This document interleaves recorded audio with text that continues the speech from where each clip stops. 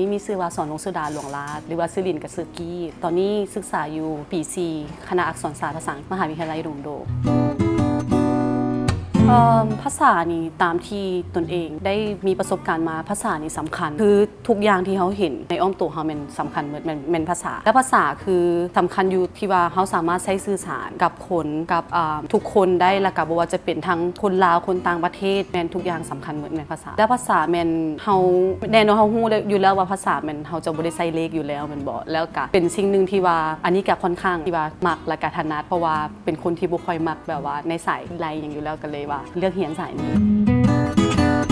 ภาษานี่สามารถเรียนตามสถาบันต่างๆไม่ว่าจะเป็นดงโดกมหาวิทยาลัยแห่งชาติเนาะแล้วก็ลาวอเมริกานี่ก็ได้แล้วก็สามารถเรียนได้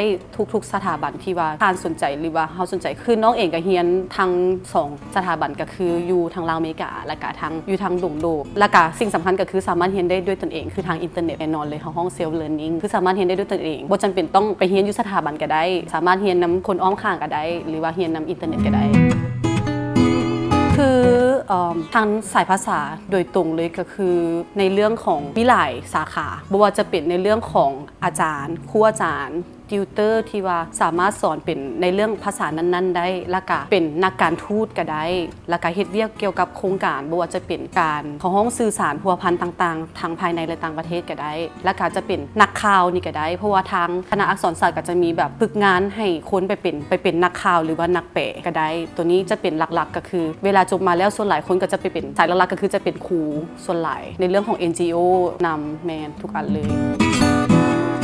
ตามความคิดแล้วเนาะภาษานี่แมนคือเลยจุดดึงดูดก็คือคนอยากไปสมัครทุนแล้วส่วนหลายสมัครทุนแมนต้องใช้ภาษาคือหลักๆก็จะเป็นอังกฤษบ่ว่าจะเป็นอังกฤษจีนเวียดนามแล้วสิ่งที่ดึงดูดเขาเจ้าให้ไปเรียนภาษาก็คือเขาอยากได้ทุนเพื่อไปเรียนต่อต่างประเทศในการสืบต่อสายเขาเจ้าแล้วอันที่2ก็คือเฮ็ดเวียกนำต่างประเทศแน่นอนเฮ็ดเวียกนำต่างประเทศถ้าเฮาบ่เข้าใจภาษาเขาเจ้าเฮาก็บ่สามารถเฮ็ดเวียกนำเขาเจ้าได้แล้วก็หน้าเวียกแล้วก็ทุนคิดว่าสำคัญที่ว่าเป็นจุดดึงดูดให้เขามาเรียนแล้วก็หาเวียกได้ง่ายถ้าเรียนจบภาษาไปแล้ว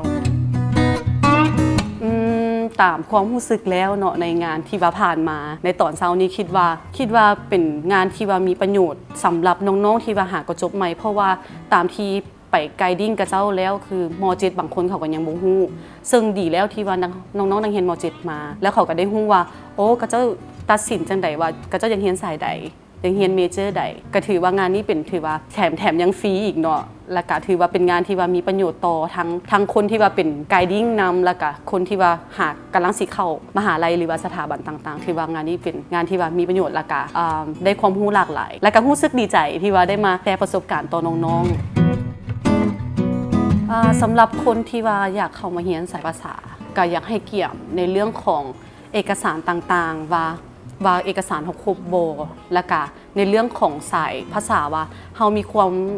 วามเก่งในเรื่องของทางด้านการเว้าทางด้านการอ่านบ่เพราะว่าในเรื่องภาษาแน่นอนมันจะบ่มีคิดไรแต่ว่าจะใช้การจื้อจำซึ่งถ้าว่าเข้าไปแล้วก็ต้องมีการฝึกการจื้อจำแล้วก็อยากให้เซิร์ชในเรื่องของอยากให้ค้นหาในเรื่องของว่าเรียนสายภาษาแล้วจะได้อย่างแท้ๆอยากให้ค้นคว้ามาก่อนเพื่อไปเพราะว่าเข้าไปแล้วบ่อยากให้รู้สึกว่าเสียดายว่าเป็นอย่างเขาคือเลือกเมเจอร์นี้มาประมาณนี้ก็อยากให้เกี่ยมพร้อม